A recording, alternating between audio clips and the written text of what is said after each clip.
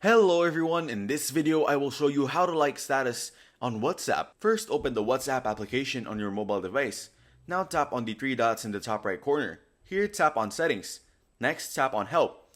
After that tap on help center. In the help center tap on get started. Then tap on status to learn more about the status feature. Now tap on about status. If you don't find the option to like a status, tap no when it asks if the article was helpful. Then tap on others followed by submit feedback. Now tap on Contact Us. In the message box, type a report like this. Hi WhatsApp team, my WhatsApp account status like option is not showing but I want to get this option, so please help me by solving this issue. Once you've typed your message, tap next and send it to the WhatsApp team. After that, open the Play Store and search for WhatsApp. Make sure your WhatsApp is updated to the latest version, as sometimes new features are only available in updates.